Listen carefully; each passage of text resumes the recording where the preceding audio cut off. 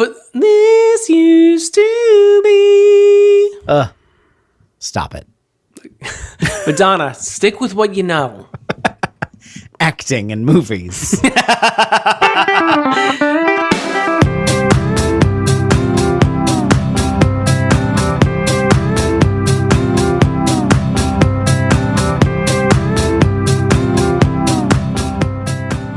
Welcome to Your Inner Childhood Idiot, the podcast where we look back on things from our childhood and see if they're any good. My name is DJ. Hi, DJ. I'm Damon. Hello, Damon. We're business only now. We're continuing our journey through 1992, I guess. Yes. What were you doing in 1992? I was being 10. Classic you. We're talking about A League of Their Own, starring Tom Hanks, starring Gina Davis. Wow, Madonna, what with the man first? Interesting. Rosie O'Donnell. Lori Petty. Gary Marshall. Lori Petty. That guy. John Lovitz. John Lovitz. Gary Marshall. Did you already say Gary Marshall? Gary Marshall. Sorry. That guy? I already mentioned him too early, and now you want to mention him twice. Who's the guy who's like the handsome guy, the Harvey Bar guy, but who's not Harvey? That's what I said. That guy. He's that guy. Yeah. Why'd they kill that guy? Why they? He's the guy who was Edward David Strathern. David Strathern. Yeah. David Strathern. David Strathern. The guy who I always think is Scott Glenn, but isn't. Oh, okay. Scott Glenn is a more skeletal David Strathern. This seems like a you problem. Two very anonymous actors. Here's the thing. This movie fucking rules. And I'm a little scared to come at it critically because I'm afraid that I won't have anything to say. There's probably enough sincerity in this movie that we can always go that route. Oh, yeah. I love taking down a few sincere moments. But this has been a favorite movie of mine since it came out. I love it. Even though you hate baseball. I also love baseball, so that checks out. What I always remember, that you and baseball are somehow linked, but I always just assume that you hate baseball, but you love baseball. You're thinking of World War II. I hate World War II because Mussolini was right. Mussolini was right. Made the trains run on time. I love that. Like, first of all, what the fuck are you talking about? How late are you people? Also, not that big of an ask. I think I feel like we don't have to do all the fascism just to make sure the trains run on time. Just get them a watch. I feel like we don't have to ally ourselves with white supremacists just to keep this train schedule accurate. Listen, do you want the train there on time or not? We got to do all this other stuff. Just other stuff, aka the Holocaust. Just being complicit. Good Lord. Good tape. A League of Their Own is a story of a women's baseball league based on the real women's baseball league that started while most of the men were serving overseas during World War II. It's a comedy. It's got elements of drama. It's got Gina Davis. It's got Tom Hanks. I'm just saying. Did the list earlier? I'm just saying. Madonna. Did we even say Madonna in our list? We did, and now we've done it twice. Don't forget Lori Petty. Lori Petty's great. Tank Girl herself. Mm-hmm. Station 11. Mm-hmm. Other movies, I'm sure. This is not peak Rosie O'Donnell. This is pre-talk show Rosie O'Donnell, though, right? This is pre-talk show, but post VH1 comics half hour Rosie O'Donnell. Right. I love this movie. I don't know what else to say. It's got. You're doing good. You're keeping it lines. tight. It's not seeming flabby or just rambly. You're doing great. It's got a lot of lines that I quote all the time. Mm-hmm. Has anyone seen my new red hat? Piss on your hat. I don't know why that's one I quote all the time. That is a very specific line. For very specific, like you can't even just use it for hats. You have to do it about red hats. A shout out to my friend Natalie, who I quote this movie all the time with. It's just great. What do you have to say about it? I'm going to allow you to talk now. That seems like I was like Pauline Kael who tried to take down this movie when it came out. And you're like, what do you have to say about it now that it's a classic, you son of a bitch?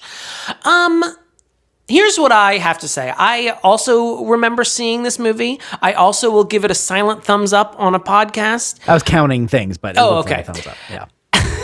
I also remember seeing this movie. I also remember enjoying this movie, despite DJ not being particularly fond of sporting events in general and baseball specifically. Nor chocolate bars. Not a fan. Fermenting cocoa beans? No, thank you. It's never going to catch on. Here's what I have a memory of, and here's where I'm going to come down. They call me the Hammer. You know how they call me the Hammer? I'm going to come down on this movie. Get ready. At least in the cable edit for this, when you'd catch it on TNT, much like our last show, My Cousin Vinny, it's one of those movies that was just on TNT 36 hours a day. Mm-hmm. They did this weird thing where, to make it fit on our old-timey 1990s television sets, rather than just cut off the sides or like do widescreen, they do a digital pan. Have you ever experienced this? Oh, yes. Yeah. And this was the first movie where I noticed it. I don't know if it was specifically this movie, but it was the sensation of being seasick in your living room. Can we even really blame this movie for it? This is really Turner Network television. This is the memory I have of A League of Their Own. Please don't ruin it for me. It's so weird and unnerving that I didn't like watching this movie when I would catch it on cable. Another thing I want to say about this movie, and this is a place where a lot of movies fail, but this movie succeeds. Old lady casting of its young ladies. But with Gina's voice coming out of old lady Gina? It's unsettling. There's a bit of an uncanny valley, but I have to hand it to the casting of that lady. Yes. She looks like an older Gina Davis. If Gina Davis hadn't just turned her head into a silicon globe, which seems to be the avenue she's chosen to go on. Yeah. But the casting of her and Lori Petty's character, Lori Petty, third time's a charm on the name drop. And even like old Madonna. I think it's like Candyman. She's going to show up. Is she a 3 times or a 5 times like Candyman? Ooh, that was one Candyman. That's 3 Lori Pettys, 1 Candyman. We have to keep track. I may even say a Bloody Mary, so we'll have to keep in the separate scoreboard for that. Do you have a spreadsheet open? Do you? So does it count if I say it because it's the same broadcast? No, I think it has to be. I have to say Candyman. That's 2 each of the 5 times. Now, what about Beetlejuice? So we've got Beetlejuice, Candyman. Okay, so now you have a Beetlejuice going. I have two of them, and then I have 2 Candymans. And I have 1 Beetlejuice. That's 2. That's my second one of that name. I think I'm at 4. That was close. 3 seems oddly tight. Like Candyman, I appreciate that's 4. Oh, shit. I appreciate that because it's a little looser. Like you wouldn't accidentally say his name 5 times. Whose? Nuh-uh. So how many Lori Pettys are we on now? Because that's 3 for me. You're on, is that your 3rd? Oh, yeah. So. She's going to be in your bathroom mirror. Oh, jeez. Yeah, so make sure you go in. At least all she does is make you watch the entirety of Tank Girl. That's it. Come on, Lori. We can't leave the bathroom until you finish all 3 acts. Malcolm McDowell was a big get for this movie, but this is weird. Why am I watching the movie in the mirror? It's backwards. It's not even a good experience for me. It smells in here. Yes, it's my fault. We're going to watch A League of Their Own and talk more about it. Watch along with us. We'll be back. That seems like a threat.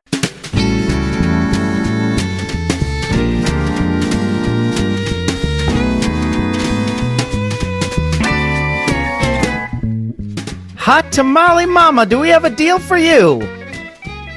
You can pitch some other exclamations. Go ahead. I mean, hoo doggy. That's one. Couldn't you say that? Big Top Pee-wee, we got a hamdinger today. That's where that comes. Why would they reference a movie from 40 years from now? That's where that came from. That's where that came from. Oh. Yeah. Pee Wee Herman was like, what if I named it after my favorite baseball announcer? Yeah. Exclamation. Hello, Haberdasher. We're about to have a barnstormer today. We got a sale for you. You can support the podcast over at patreon.com, which I don't know what that means because it's the 40s. But I've been given this copy, and I'm going to read it dutifully.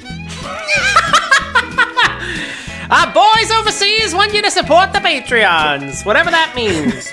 Patreon.com/YourInnerChildIsAnIdiot. You can support the podcast at a low level where you get your name read in the credits, a slightly higher level where you get your name read in the credits by professional broadcasters like me and Damon. I don't know. I lost the accent and the thread at the same time. But keep going. Oh, paper clips and tomboys. This is garbage, but I just wanted to continue. Well, kiss my motorized horse and carriage. You really nailed the time period that this is set in, where they're still terrified of cars coming down the street. Look, anything pre-1980 is a little fuzzy for me. Disco was in the 40s, I think. I don't know. Oh, doctor, I start my car with a crank and Nixon just resigned. It's a humdinger of a 1942 day. Goodness. We are back. We watched and we've seen things according to your tone of voice. A League of Their Own. Penny Marshall, Tom Hanks, Gina Davis. I almost said Kit Harington, but I meant... Kit Harington. Lori Petty playing Kit Harington. As Kit Harington. But only in the Eternals, not in the Game of Thrones, just in the Eternals for some reason. Yeah, he played himself in the in Game of Thrones. Played by Lori Petty everybody knows that. I would like That's well documented. Go ahead. Synopsize. Please. Okay. We see an old woman reuniting with her former baseball team. It's an older Dottie Henson, but she flashbacks. She sees the baseball diamond, thinks, "Hey, this used to be my playground." And then she flashes back to when it was her playground, because the boys are at war. They're overseas fighting Nazis. They can't play baseball. They've been conscripted. Conscripted. They've been constructed. Constricted. And we still need baseball, obviously. The morale, we can't have the morale going so low. What did the Roman emperor say? You got to have the gladiatorial, the Colosseum, and the bread and games, or whatever they would say. Not even war would stop baseball, which I think is true today. You know, in our modern era, when only labor negotiations will stop baseball. The only unions that still function, and police unions, football unions. So we see the formation of the All-Americans Girl Professional Baseball League. We are our heroes, Kit and Dottie, sisters. They join the league. They meet a group of lovely characters and their new manager, Jimmy Dugan, played by Tom Hanks. They take the world by storm. Well, the country by storm. Well, regions of the country by storm. And they show them, hey, gals, they can play baseball too, and how. And we see them get all the way to the World Series, and by this time, Kit has been traded to an opposing team. They play each other in the World Series. Last play of the game, Kit bowls over Dottie, the catcher, and she lets go of the baseball. Kit becomes the hero after spending her whole life overshadowed by her big sister Dottie. She gets to be the hero, lifted up. She's the hero of the game. If I didn't know any better, it felt like almost like that was played up for dramatic effect, that she would be on the opposing team that was against them in the World Series. But this is a historical document. That's how it panned out. Yeah. And then we get to fast forward to a 30 to 40 minute epilogue where we see... little tension in the voice. Little tense. The women, many of whom are actual former players of the AAGPL, playing baseball and celebrating to Madonna's snappy little tune. This used to be my playground, and that's the story of A League of Their Own. There you have it. League of Their Own follows one of the templates I love that was well made fun of by Walk Hard, a Dewey Cox story, where she, when old Dottie arrives at the museum opening, she stands there and immediately starts thinking back on her time with the League of her own. And then the whole movie plays out, and then it cuts back. By then, you, as an audience member, have forgotten the framing device, and then it cuts back to her, 2 hours later, her still standing there. I'm like, has she been standing there this whole time? Just perfectly still. People are like, why is that woman just Should we check on that woman? She's just been standing there staring off into space, mouthing dialogue for the past 2 hours. I think I heard her say pickle tickle. She does a good Rosie O'Donnell, I'll tell you that. She does a good Rosie O'Donnell impression. It's a league of their own. Yeah. The casting on old Dottie, supposed to be old Gina Davis, is top notch. Oh, it's so good. I feel like all the old lady casting is pretty good. It's pretty good. And the only thing that makes it weird is how different must her voice have been in order for them to feel like they had to get Gina Davis to because no one else gets dubbed. No one else Even Rosie O'Donnell, who probably has the most recognizable voice. Yeah. The woman that plays old her is just some lady. It's fine. And it's fine. She does the accent. It's fine. I'm like, yeah, she's from Brooklyn. Got it. But this woman, I imagine she had like a clown voice. Like, whoa, whoa, whoa. Like, that's still well, Angel. What could she have possibly done that was that bad? Or are they just like, Gina Davis does have a distinctive voice. She's got a deeper, throatier voice. But it's not. It's not like she's not Kathleen Turner. Like, right. It's I don't know. It's weird. If I'm being the casting is so good that it makes it be like she sounds a lot like Gina Davis, but only for like a second until you realize, that's clearly Gina Davis. I mean, it was distracting also because your voice changes as you get older. Right. It's fine. Yeah. It's just distracting that it doesn't seem like Gina Davis does anything to her voice to make it different. Probably because they were like, no, we need to make sure she sounds like Gina Davis. Don't do anything. Just speak into the mic. Try to match her lip movements. Do it exactly. It's just, and it seems also kind of stiff and weird. It's really distracting. It's like the Hall of Presidents a little bit. Like,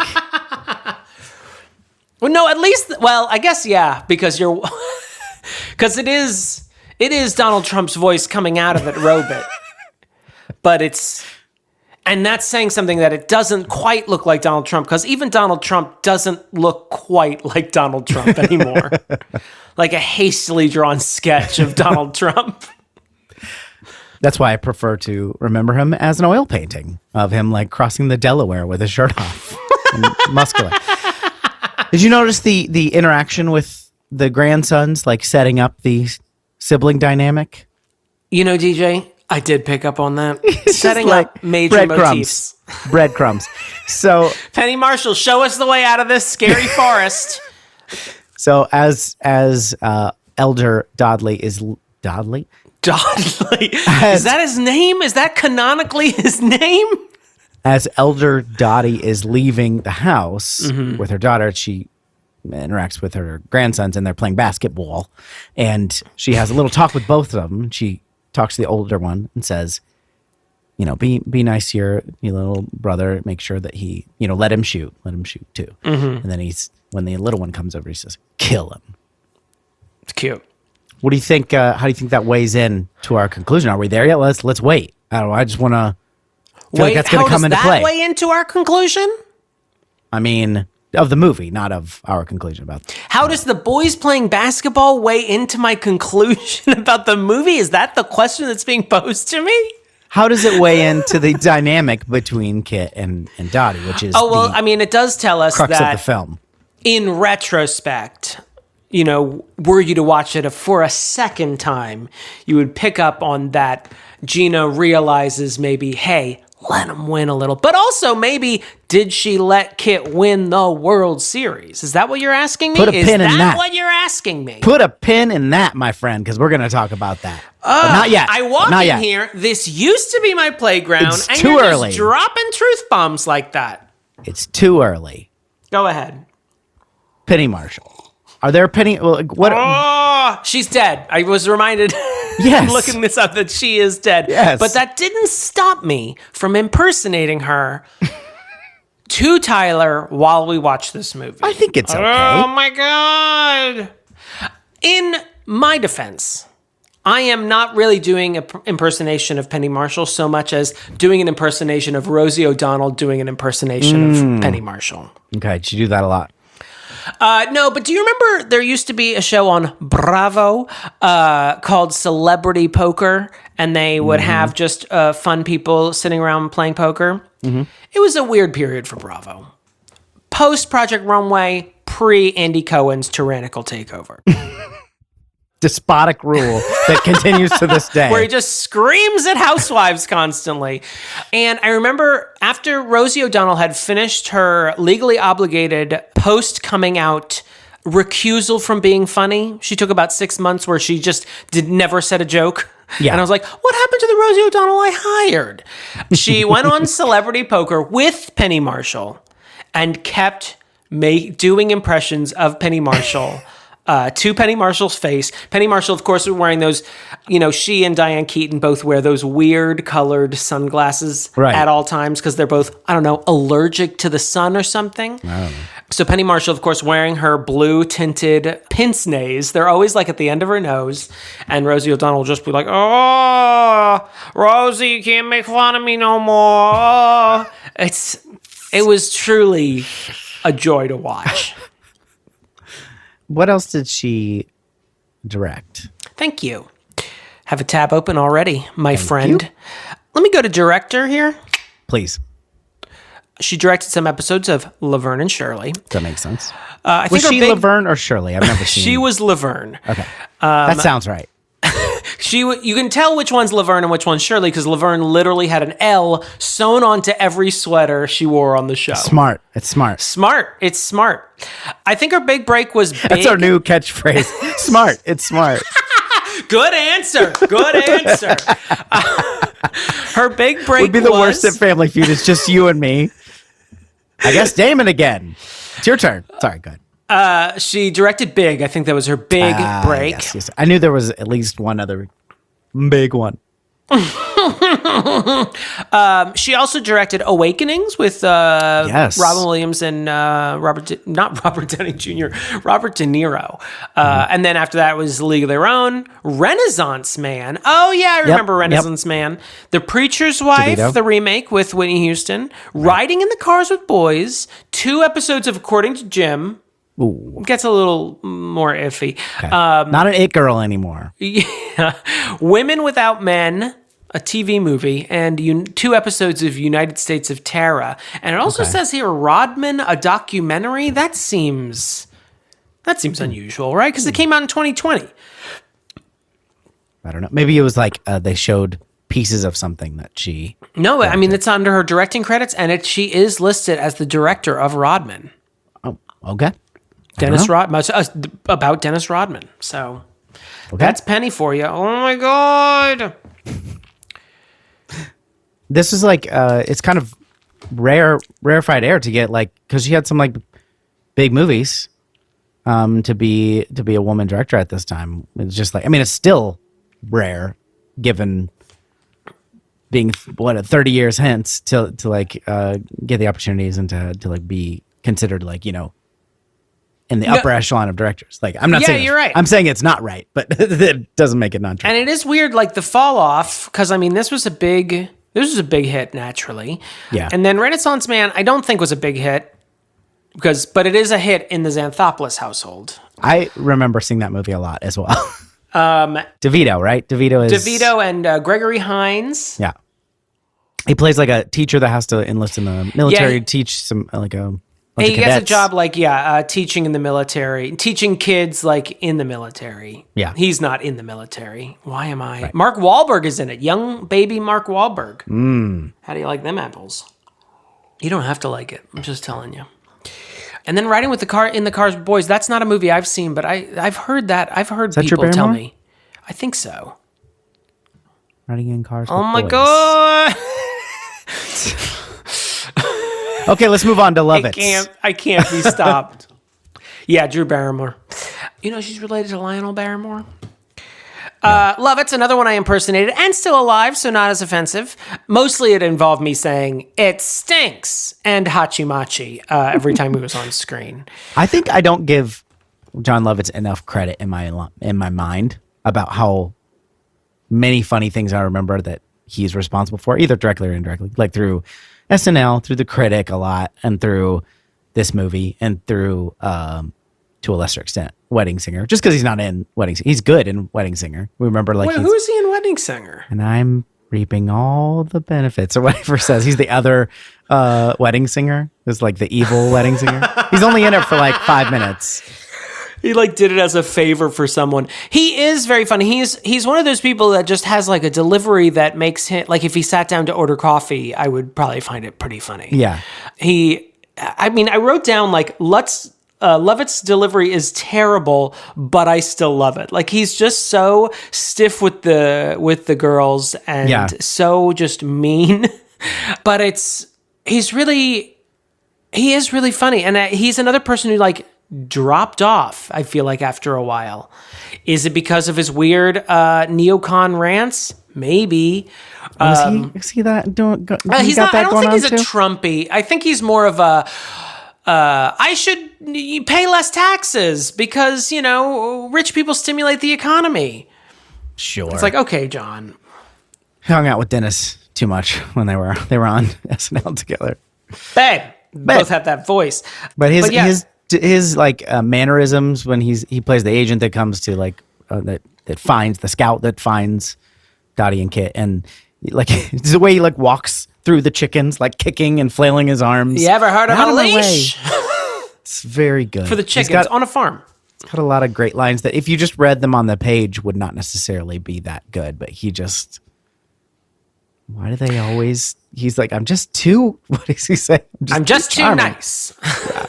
It's very good. You see that I always used to laugh as a kid. You see how this works is the train moves, not the station.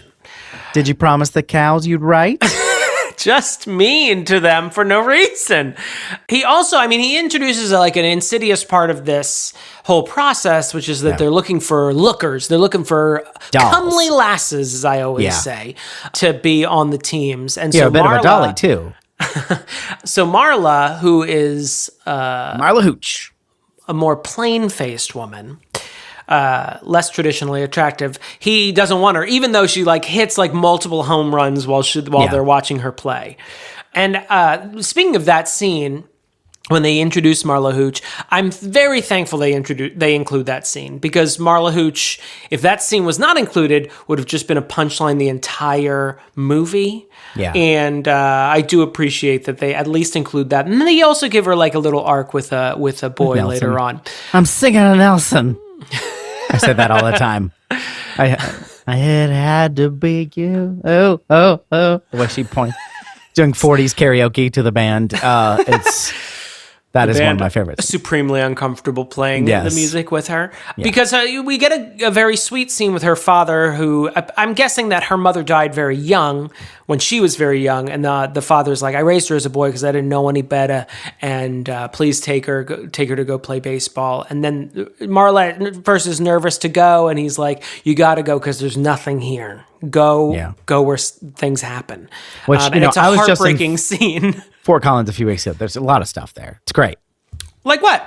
There's Torchy's Tacos. Huh? What's that? There's one of my favorite restaurants, the Colorado Room. It was probably around in the 40s. All established in 1939. So they would all been there. Marla, you have no excuse. You don't have to leave if you don't want to. Just stick around. Marla Sr., don't badmouth your town. Yeah. She was named after her father. That makes sense. Yeah, it's a touching little moment. I think that there are a lot of moments in this movie that are played earnestly, and those are both at the same time effective and the worst parts, because it's like you know how you have a tendency to like get got by something as simple as like a commercial. If it's like got. It's one of those things. Sometimes you caught feelings. I was trying to sell you. Sweet ad. I was trying to sell you Ivory soap, and you got. It's almost like they play the right music and they say the right things, and you water up a little bit. But even as that's happening, you're like, okay, There's a scene when Marla is she's waving goodbye to her father on the train, and as the train is one of those 40s trains, perfect like silver sides, and the American flag is reflecting onto the train, and the music is swelling. The music, Hans, we're getting to flood levels. Like I had to put on my wellies, and I was getting sandbags because that music was swelling constantly. It was a little out of control, and there was a moment at one point where Tyler was like, "Do you think the music's about to swell?" And I was like, "I think the music's about to swell," because you could sense it, like it was like the Jaws theme, but like for maudlinness. Yeah, there's while we're on the music, there's a lot of montages, which I love a Taj. Taj. But there's a lot of montages set to like there's a couple, but the main montage is like when they're practicing and it's got the like sing sound of like there's a lot of like 40s swingish jazzy numbers in here. I really like that. Just want to give Hans Zimmer some credit for that. No, there are the 40s-ish elements I liked, and then the 90s-ish elements I didn't care for. Right. Yeah. In terms of the score. Like intersection. We have like the famous trailer scene where they try to throw a baseball at Dottie's head. Yeah, Rosie and Madonna have a. Geez, let's go practice. She said after that. I really like. I just like the way she says that. She just Rosie, grabbed it again. Sort of again, reminding me like why Rosie was so great. She's great. She's really funny. She's just naturally very like just things she said. She really plays up the New Yorkness in her voice, and she's just naturally really funny. So she makes every scene she's in is great. And it's clearly like they kind of like played to her Rosie O'Donnell-ness, like, and she's like kind of cantankerous and like quick to anger, and at tomboyish, one might say. Yeah, at one point, others might say. One point, she gets in a fight with Kit, and was it Evelyn says, "She reminds me of my husband." Don't start with me, Kit. Don't start. I remember watching this. I remembered that Rosie and Madonna went on the offensive talk show circuit-wise when this was coming out. I remember they did a joint appearance on Arsenio, if that sets us in the history of America. And there was none more 90s. And I look at the album and I'm like, could this be more 90s? And no, the answer is no. This could be no more 90s. They got very close on this show, on this movie, filming this movie. And I think they remain friends to this day. Apparently Madonna just did not like this experience at all. Was really like, oh really? Tell me more. I didn't read I was reading about like that. She would kind of piss on the area that they filmed and how it was like not annoying. Literally piss. No, just like that it was like boring, and she missed New York and like some like things that sound like, I don't know, Madonna, but that sounds right. Have you ever taken a New Yorker out of New York? Yeah, you want to shoot yourself in the fucking head. They're also the like worst. It's also like pretty peak Madonna too. Like this is 92. This is like just after Vogue, right? Because that would have been like that would have been 91, 90. Yeah, so like, she's like one of the biggest stars in the world. It's like, Lady Gaga in A Star Is Born. Like that was that. It was like that. I think actually it would have been more. It would have been if Star Is Born had been made in 2010 instead. Like, that's a good point. Yeah. When we're still like, who is this woman? Yeah. I'm sorry she hated her experience having to be. She seems like she's having a good time. She does a great job. She seems to be having a great time, and I feel like overall the whether it's just for the cameras or not, I feel like the camaraderie between these women feels real, and they feel like an actual team with close friendships, but everyone has like a closeness to them. But then there's like tight knit like couples and trios that always hang out. Yeah, Madonna also, I mean, I think she does a good job. I think they go to her strengths. I mean, she's very much playing. She has a dance scene. It's like, what if, she has a dance scene. She is a dancer in her past life before baseball. She's sexually liberated, one might say. That is a cause for many a joke in this. So they're really... It feels almost written for Madonna to play this character. Right. Penny Marshall probably said something along the lines of, what if we got Madonna to play her? You know? Something like that. Yeah. That was when Dr. Zoidberg had to replace Penny Marshall for a little while. And Dr. Zoidberg too? Do you think her involvement hinged on her getting this song in the soundtrack? Or it was just, they knew the song was just so good that... Like, she already had that. She's like, I already wrote this song about baseball. Maybe we could put it in this movie. I've got a song about baseball just lying around. Could I use that? That's my Michigan accent for Madonna. It was supposed to be in on the B-side to Express Yourself. Over here. From Michigan. I have a feeling that Madonna definitely was like, I get to have a song on the soundtrack.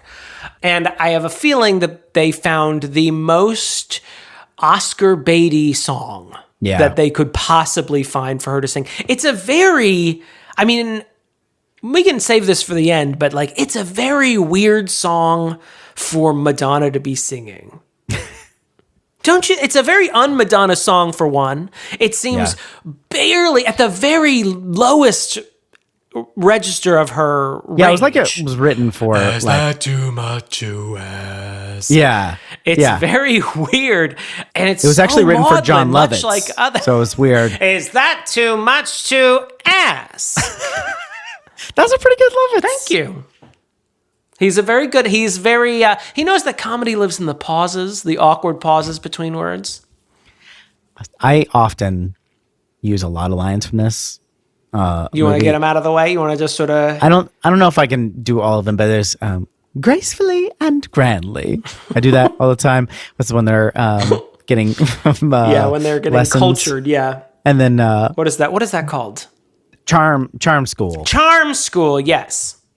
She's amazing. Looks like the goddamn Joker. She's got a very expressive face. And also, she does that when she says and. She just looks... It's intense. Don't slurp. It's very charming. It also made me wonder, like, what are we learning here when they're just sort of walking across the room, like almost doing elephant trunk arms as they walk? How to move gracefully. How to just move gracefully, which the opposite of what Marla does, where she just basically does a Hitler salute. And back down. It's very, very funny. The montages are where the money is here, because we got the learning how to, or like, the tryouts montage, and then we got the Charm Beauty School montage, and then we got the... We'll get to the newsreel later, which is my favorite. Leave the audience wanting more, DJ. We have... we also have, when they start realizing that they need to get more fans, they start upping their sort of tricks. Yeah. Catching it behind their back, catching it in their hat, doing the splits, kissing boys. Catching a hot dog in their mouth.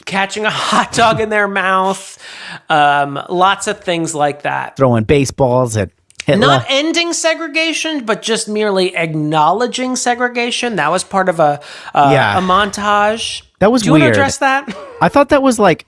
Is this supposed to be like Rosa Parks throwing out the first pitch? But no, it's like they acknowledged that, there would have been a segregated section, and the baseball like goes over near the segregated section, and the woman like overthrows Dottie and hits Betty Spaghetti. No, it's not Betty Spaghetti. It's the blonde.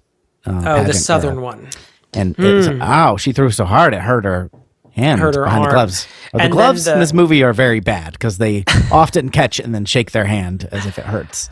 And then that woman sort of wisely, sagely nods. And then goes back. And it's like, it's in the what's weird about it, there's a lot of things that are weird about it. And I want to acknowledge we are two white guys talking about this. But what's weird about it, it's in the middle of a sort of not a comedy montage, that's more the newsreel, but like it's a wacky montage where they're doing all these tricks and stuff, and then there's just like a point where Penny Marshall's like, what if we acknowledge segregation? And then they, there's this scene, and then they're like, wow, black people can play baseball as well. Back to the wacky tricks. And it's just this awkward moment where there's part of me that's like, I don't like that it's in there because it's just like sort of acknowledging it, but not really saying anything. I guess it is saying something. It's not doing anything. It's a very like white liberal in the 90s thing to do where I'm like, I just want to acknowledge this. We're not going to do anything. We're not going to address it. None of the characters are going to do anything about it. It's just going to be this 30-second thing where we just sort of acknowledge the reality.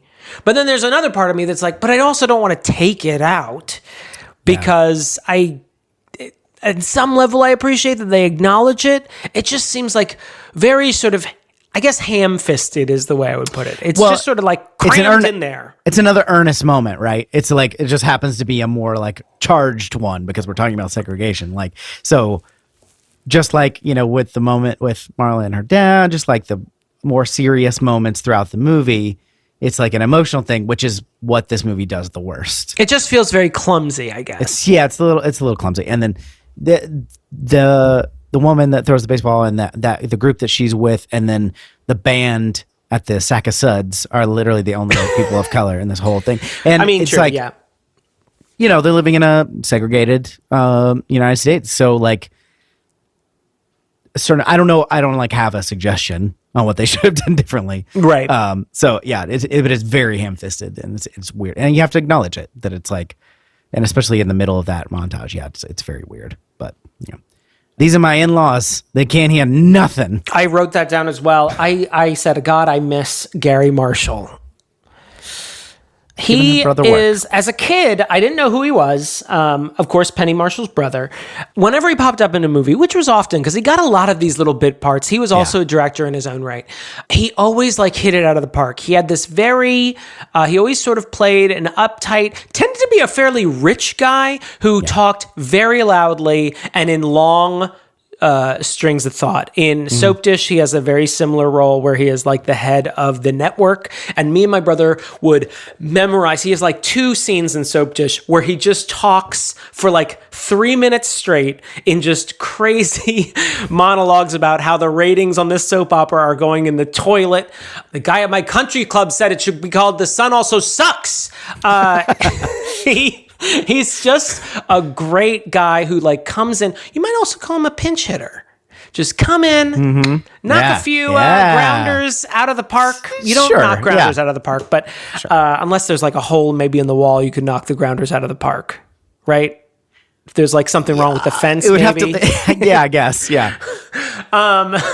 Anyway, my sports metaphors are clumsy, one might say. Ham-fisted. Knock a few grounders into ground rule doubles. But he's always a treat whenever he shows up in a movie. He showed up in Hocus Pocus. He's probably my favorite part in Hocus Pocus, a movie I notoriously hate. But they get introduced at the same time.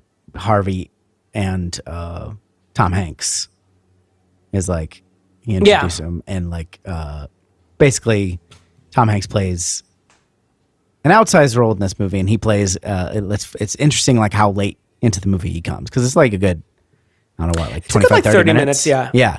And so he's a washed up player. He's not old. He's just like been injured, and he's a drunk.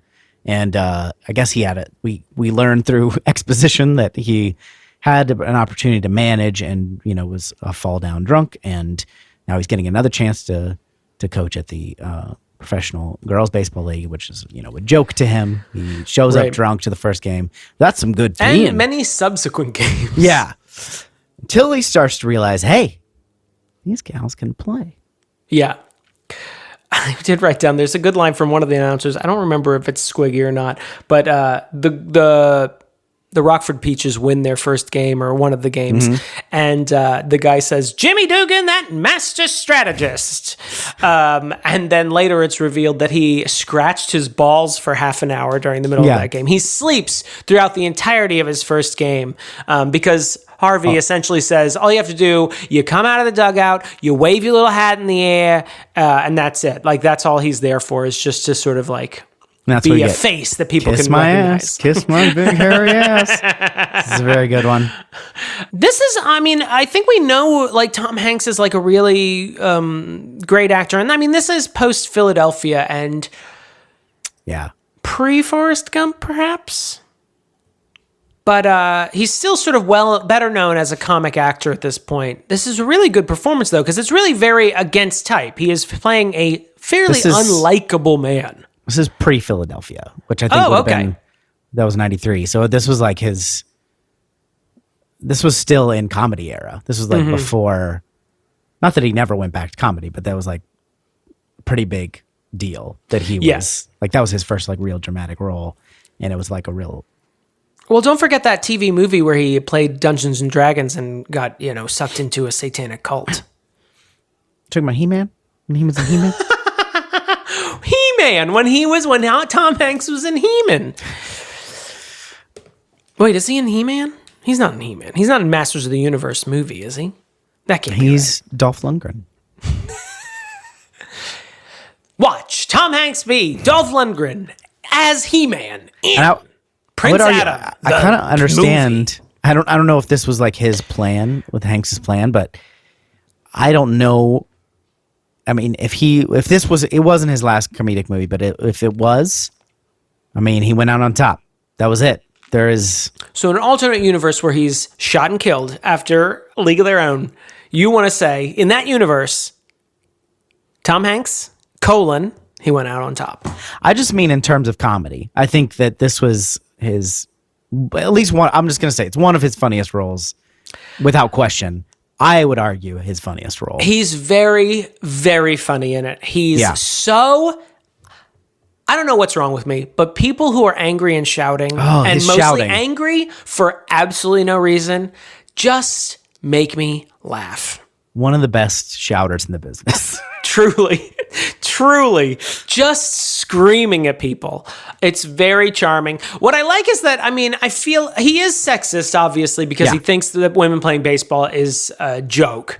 But he's never lecherous or like creepy. He's just like, this is stupid. At some point, I mean, I think the most lecherous thing he says is like, girls playing baseball? No, you have sex with girls after the game. You don't watch them play the game. Yeah. It's stupid. Or I can't remember exactly what he says, but something to that effect.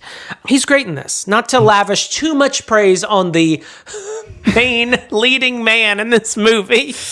Well, he just gets so many moments, and most of my favorite ones are yelling. Like one that I noticed this time that I kind of didn't like. I remembered, but wouldn't have put in my top 5 just because I didn't remember it. Which is when he was passed out on the bus, and the bus driver has had enough of Stillwell, of one of the girls, like little.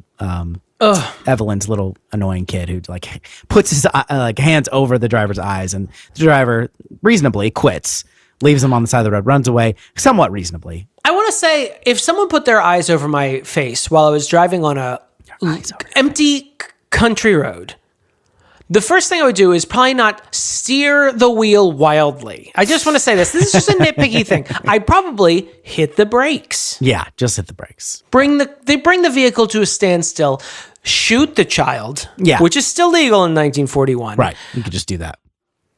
But it was really weird that he just starts steering wildly, as if the completely straight as an arrow road would suddenly have a bunch of hairpin turns in it. Just we got to remember there was also chocolate on those hands, so he probably had some pain. But he also throws dirt in the chaperone's face, which that's assault. That's not cool. That seems uncool, man. Uncool. I you know what? I'm gonna stand up for women and say, hey, man.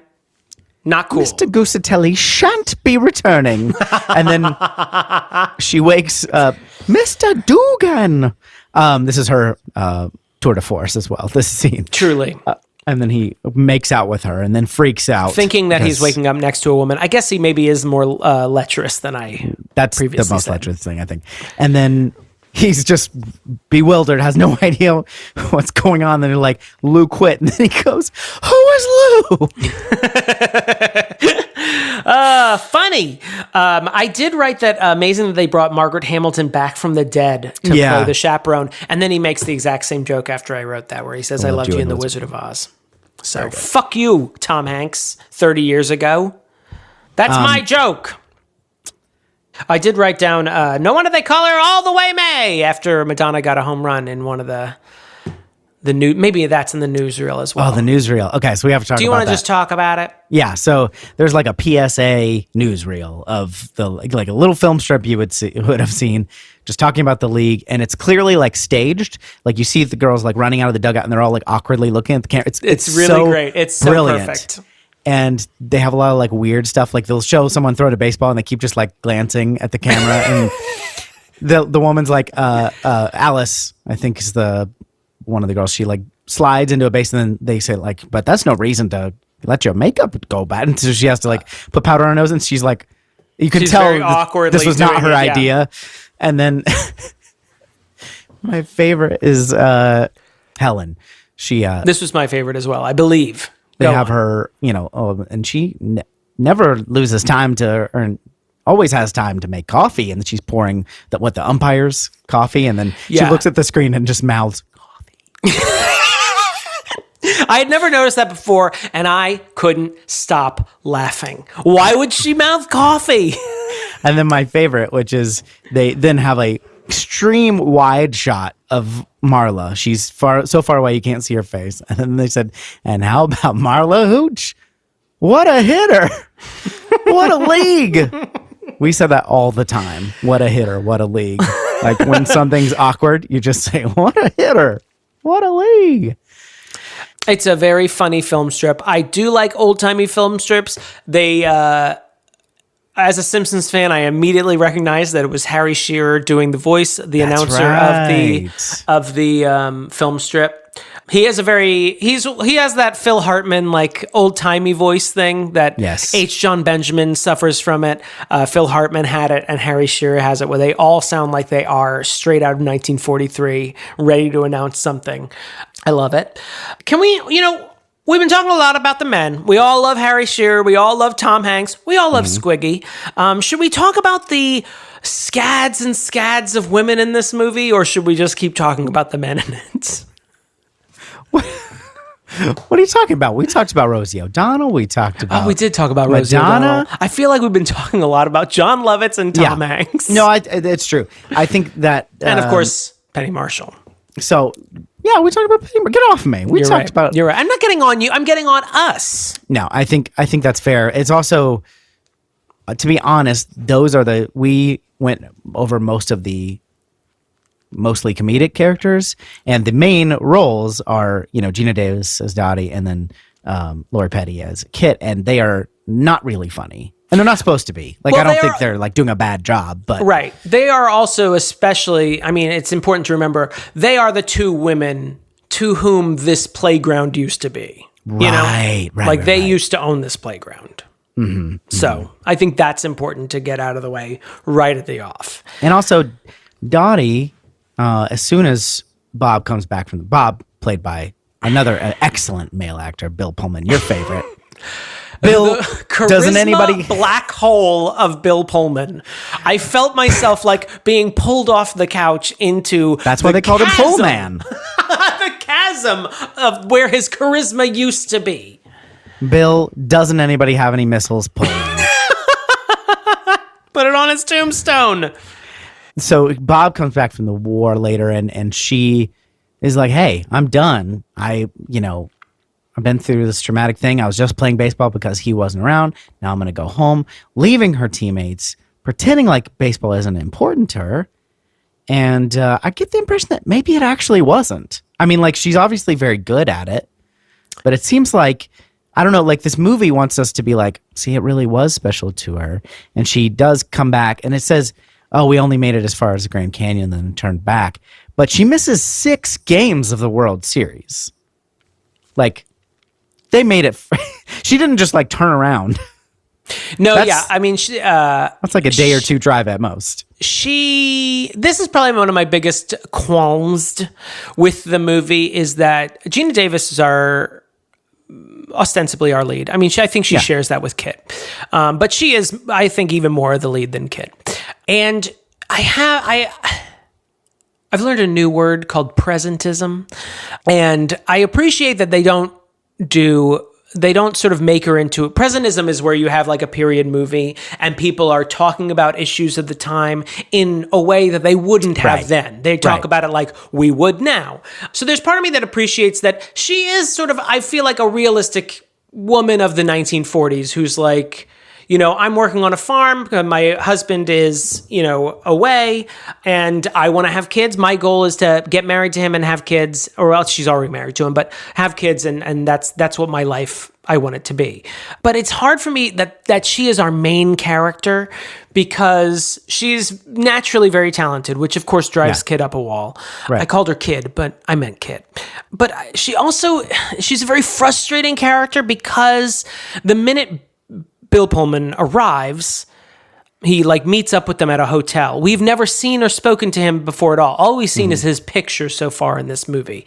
So we don't even know what their relationship is. He arrives and she immediately quits the team and abandons them to go home. Yeah. Now she's accidentally traded Kit at that point, and that's like the big sort of climactic fight between her and Kit. But it makes me hate Bill Pullman and also makes me really frustrated with her. The other thing that I think is a mistake on Penny Marshall's part is that she has the epiphany that she wants to come back to the team completely off screen. Right. We follow the Rockford Peaches. They go to the World Series. They play 6 of these games in montage format, as you would in the World Series. They're doing pretty well without it. They're 3-3. You know, like they have a chance to win. They're keeping a tie. And then they sort of, Geena Davis like pops into the screen at one point, like Rip Taylor on the Love Boat. Like there's like a big surprise reveal and just says, "Oh yeah, we got as far as Yellowstone and we turned around."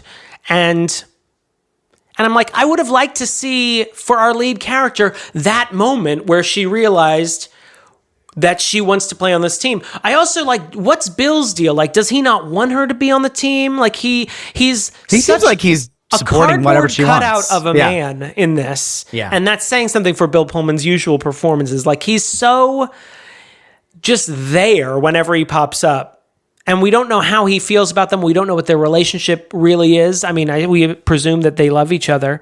It's really a frustrating choice. And then I think you're right in that the movie wants us to sort of connect the dots that, oh, Geena Davis really truly does love baseball. But what we find out is that she quits immediately after the World Series and never plays again. It seems like she doesn't see these women for like 50 years. Yeah.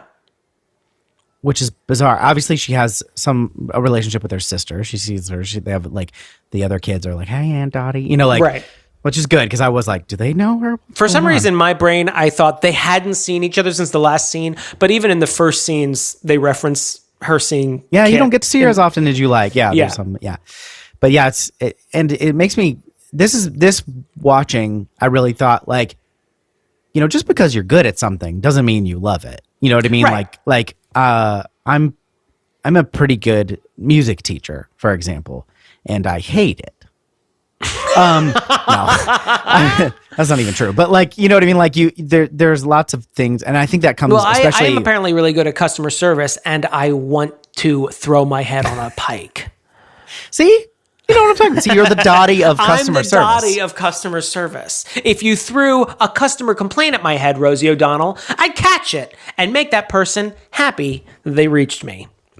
And this makes sense too, like that she would have a little sister who really does love baseball, who's not really as good. Who's not as like just naturally talented. Like they would show up to a tryout and Kit like wants this more than anything, and Dottie doesn't really even care. She's there because her sister wants to go, and of course they both make it. So it's obviously they're both talented enough to make this league. But like, I don't think she owes anybody anything. I mean, it's kind of a dick move to leave in the middle of the season, but also this is a pretty serious circumstance. He came home. She had just found out Betty Spaghetti's husband died. She was like traumatized by that.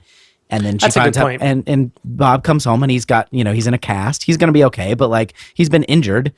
And that's probably she hadn't talked pretty to rough. him 3 weeks prior to that. She hadn't heard from him at all. Like, and I'm sure you got to imagine, I mean, not to fill in too much for the movie, but like how many other people's husbands or people that she knows have died in this war. It's an awful, sure. It's World War II, like, heard of it? Yeah. No, I mean, that's not, I think what's frustrating about it is she feels very real. Yeah. She and Kit both feel very real, but I find them frustrating in very unique ways. And yes. I think the most frustrating thing about Dottie is that I don't see that scene. I feel like that scene is missing of watching her realize she really does love playing the game. She wants to play with these girls and turn around at Yellowstone or whatever national park she turned around in. And it's just like, I think it's just a mistake on the movie's part not to show us that and instead follow Jimmy Dugan around. Like, no, put me with Gina Davis and Bill Pullman. Kit, also on the other hand, or do you want to say anything about, I was going to move on to Kit. No, go to Kit and then we'll hit on Kit else. Might be one or two notches too bratty for me. I feel like if I could just, as a younger child and someone who is furious anytime anyone's better at me at anything, I very much sympathize with Kit. But she Lori Petty, and I think Lori Petty does a great job in it. I feel like though she's so bratty that I have trouble like rooting for her. And when she gets traded, I'm like, oh, whew, thank God she's gone. Yeah, yeah. Well, it's not super clear how old she's supposed to be. Like they're clearly somewhat close in age, and I would imagine. And I think Gina Davis just looks older. She's taller. And she's supposed to be older, but is she supposed to be like 4 years older? She's supposed to be 3 years. You know what I mean? The impression I got from this movie is that these women should be in their early 20s. And at the risk of being a man saying this, neither of these women look like they are in their early 20s. Yeah. They look like women in their late 20s or early 30s, which is a very different scene when they're sniping at each other, racing each other on the farm, which is cute. But then when, Kit's kind of being bratty, it's a less savory affair.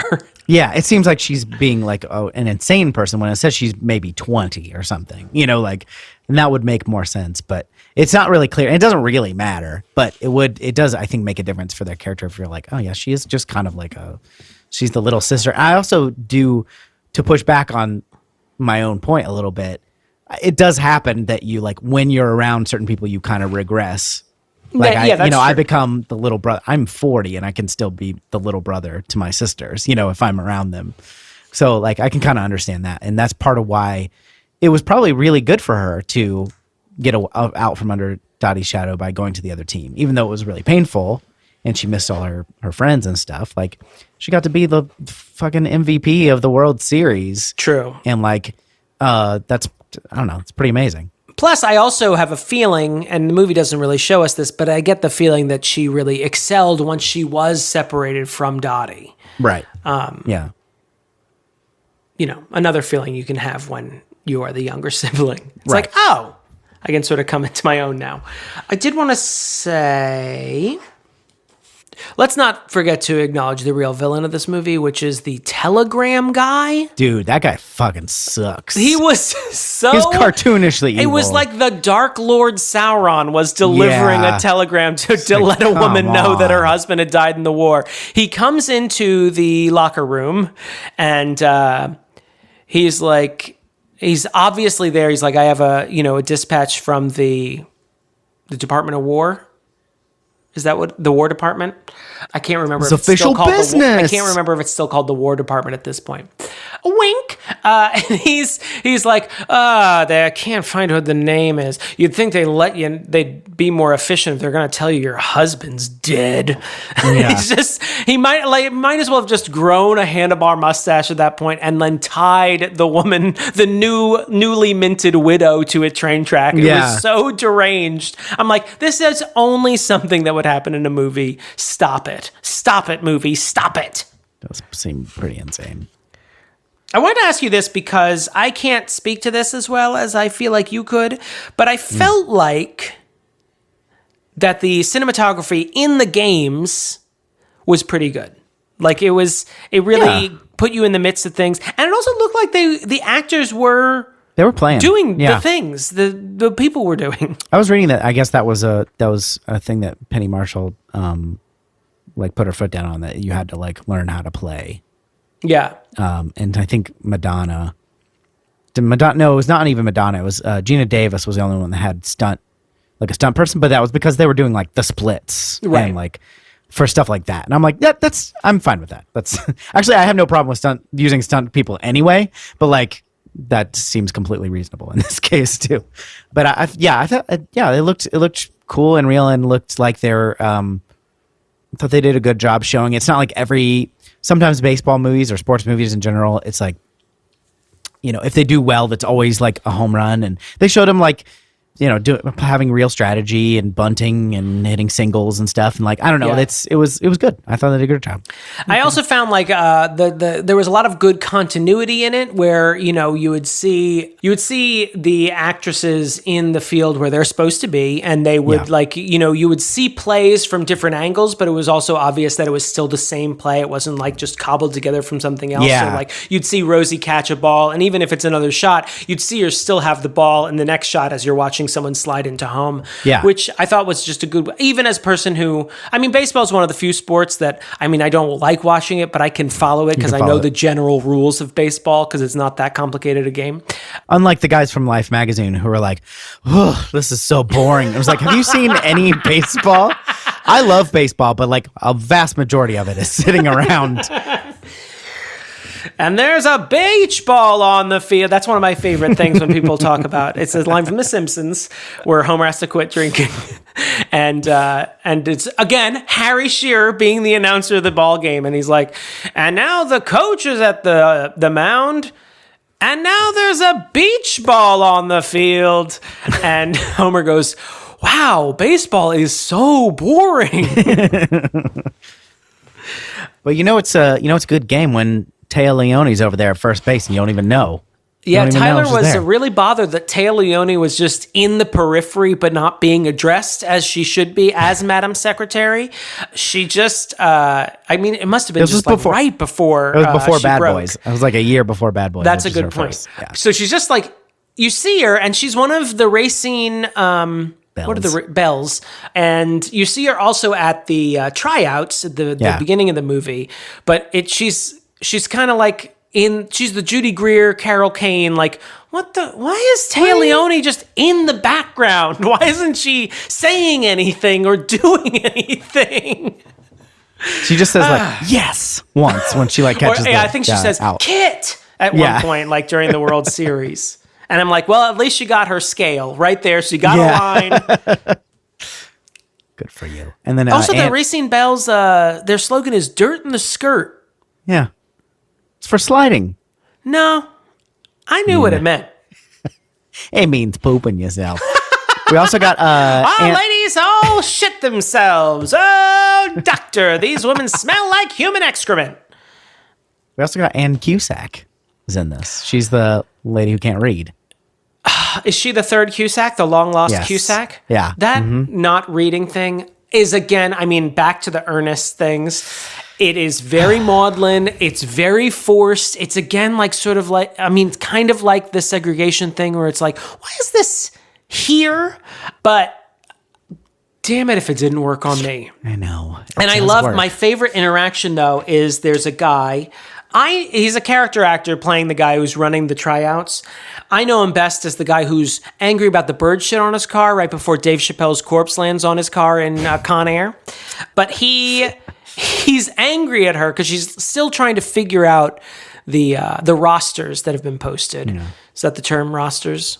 I'm sorry, but if you're cut, you cut. If you're cut, and you have to leave the field. Well, who can? And she's just like, And Gina Davis is finally, is it Gina? No, it's Helen. Helen. She comes up and is, what's the word? Not a dick to her. Yeah. And then she's like, there's your name. There you are. You're a Rockford You're with me. Getting Hot Eyes just describing it poorly. Fine. And then the man who's been a complete asshole, like, does a little knowing, like, big red chew nod, like, yeah, you're a baseball player today. I know I just dehumanized you and humiliated you in front of literally everyone and forced you to state that you're illiterate, but yeah, you made it, girl. What an asshole. Oh my God. Did you know? So another one of my favorite bits is the whole, and this is another quote that I say all the time is, has anyone seen my new red hat?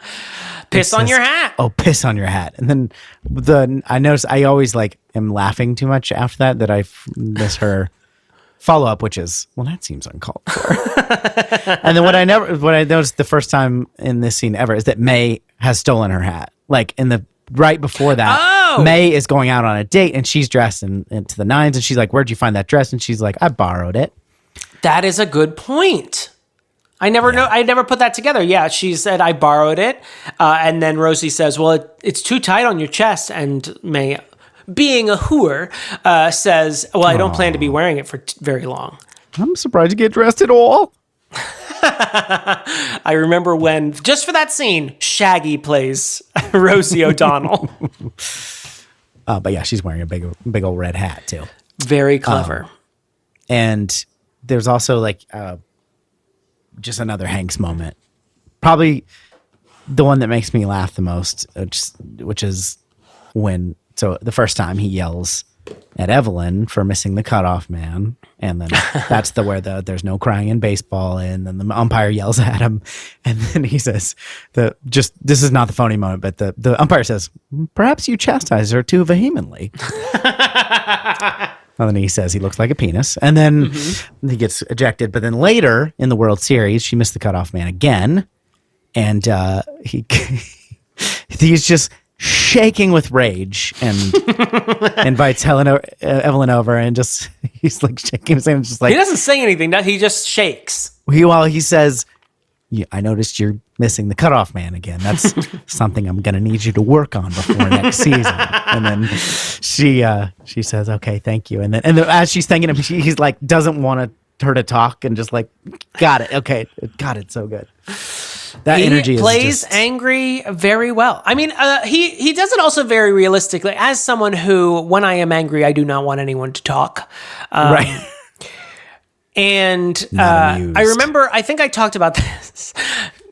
Accurate. I think I talked about this in The Burbs, but he has a great scene in The Burbs where he is woken from a mid-afternoon nap. And he goes, I'm just lying here with my eyes closed in the middle of the goddamn afternoon trying to get some goddamn sleep. Actually, so mad that he's starting to cry because he doesn't know how else to express his emotions. It makes me laugh all the time because it's so realistic that I've been so tired that I just want to cry that I've been woken up. He's great. Did Dottie let go on purpose?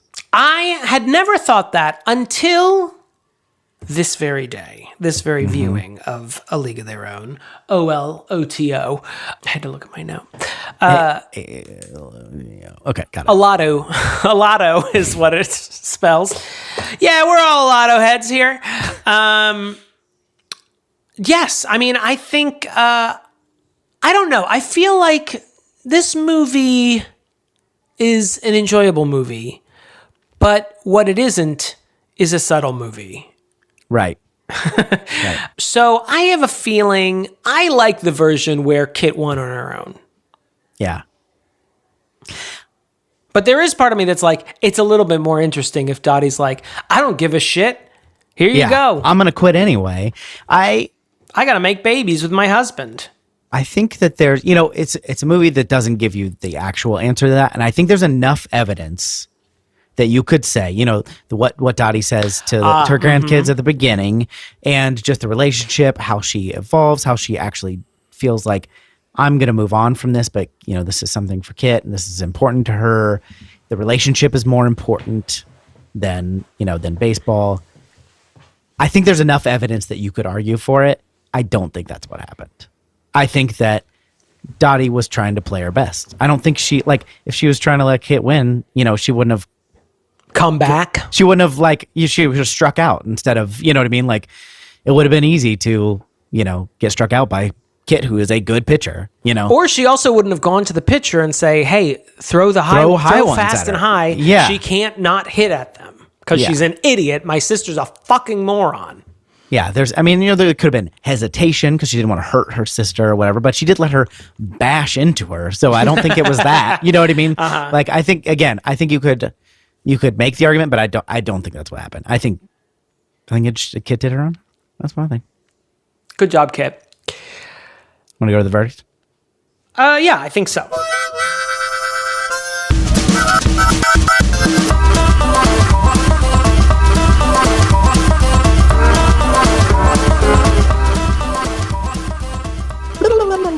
And now he's running around the bases. Damon's coming into third, and he's coming home, and he slides into the verdict. Go. Sorry, that sounded like a horse race. Oh yeah, it did feel like I'm riding Damon's sliding into the verdict is the name of the horse. Sorry, it sounds like an action, but it's actually just the name of the horse. It's owned by Mitt Romney. Your Inner Child is not an idiot. This is a really very charming, funny movie. There are some flaws that I have with it. The biggest being the Act 3 switcheroo for Gina Davis. Right. But I think everything else about this is very charming. It's funny. It's got great characters. I think even some of the minor characters are very fleshed out. It's got some great older casting, which is sometimes a tough spot for movies who really want to go hard onto the makeup, and I'm glad this movie does not do that. Yeah, if this were made now, they would have had they wouldn't have necessarily had Gina Davis do old makeup. They would have had Gina Davis as the old woman do like a slightly like a Jessica Chastain in the Tammy Faye Baker movie, like just make her like cheeks. cheek implants. I mean, it's a very quotable movie, as you've said. I think it's a very effective movie, even if it isn't probably the most technically proficient movie. There's a lot of my complaints are just on the technical. It's very maudlin. The music swells a lot. I feel like the moral of the story, like the love of the game, is a little cloudy in the fact that Dottie soon abandons the game that she theoretically loves. I think that, and I think there are some parts where it tries to be very pointed and is sometimes very clumsy. The end epilogue is a little bit long. You could say that. And it's so long. I mean, I feel like it's obvious why it's long because it's clear that a lot of these women are actual players from the league.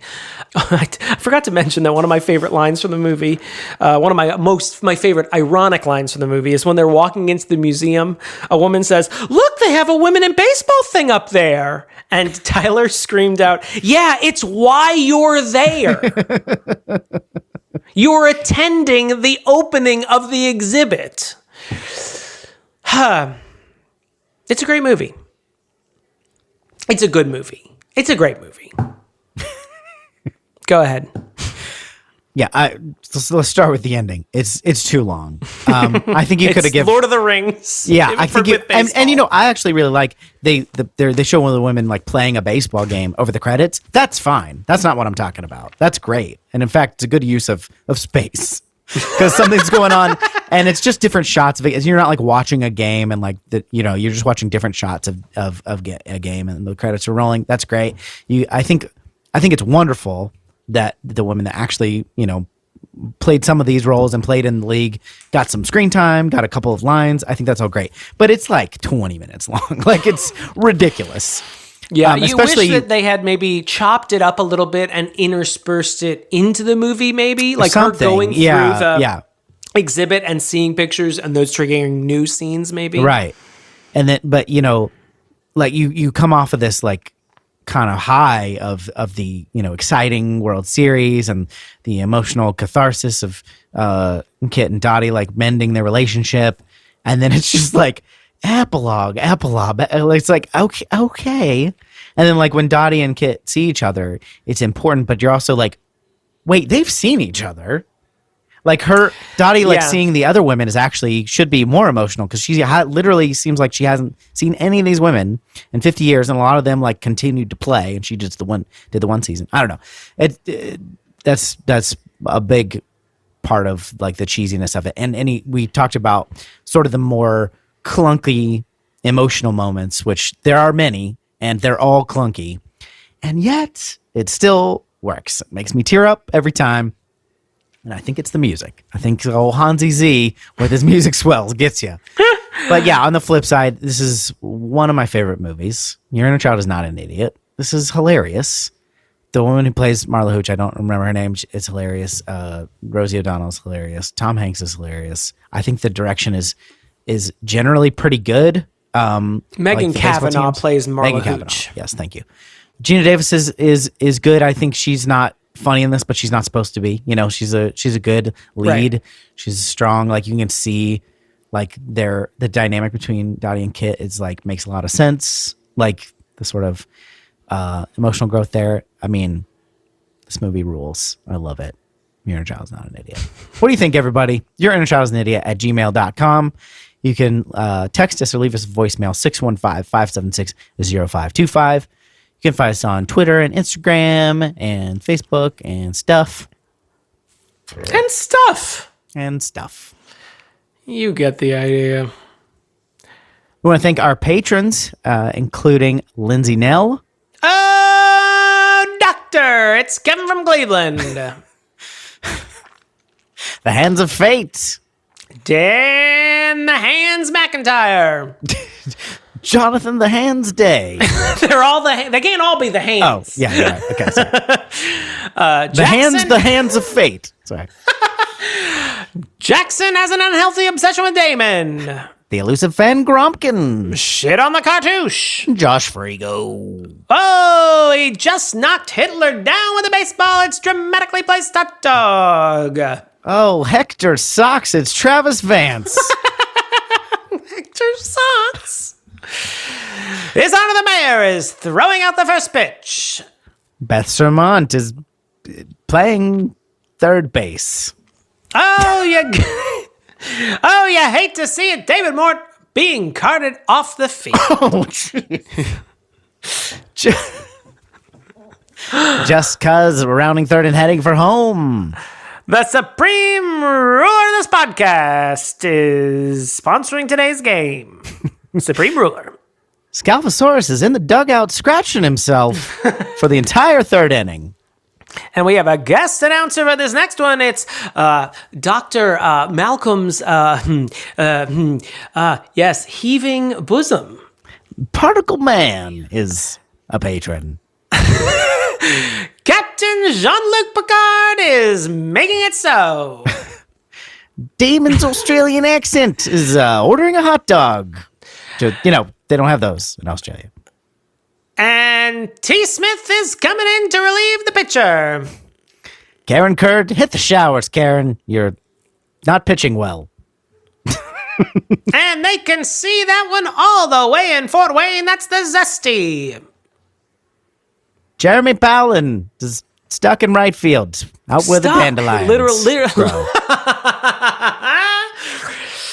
And Larissa Maestro the Feistro. That's not a play on words. Feistro's not anything. Heather Southpaw Tuggle. Southpaw, that's a pitcher of the game. Use. MVP. Good job. Thank you all very much. If you want to support like them, patreon.com/Your Inner Child is an Idiot, and we'll read your names stupidly like we did with our friends that we just read. Thank you all very much. Thanks for watching the show. We're just gonna Damon's gonna write a new baseball song. Just like Madonna did. I'll give you some.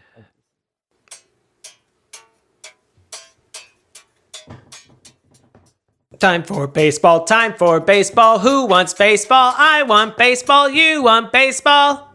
It's time for baseball. That's not really a song as much as like a war chant. That's basically how Beyonce did Love on Top, because she heard that and she was like, I like how it goes up in half steps. She's like, it's true. That song has a lot of key changes. You're the one that I need. The one that I love. The originally that was it was just going to be her and a baseball stadium organ in that song. That was the demo. An old 98-year-old woman playing organ for Beyonce. Beyonce.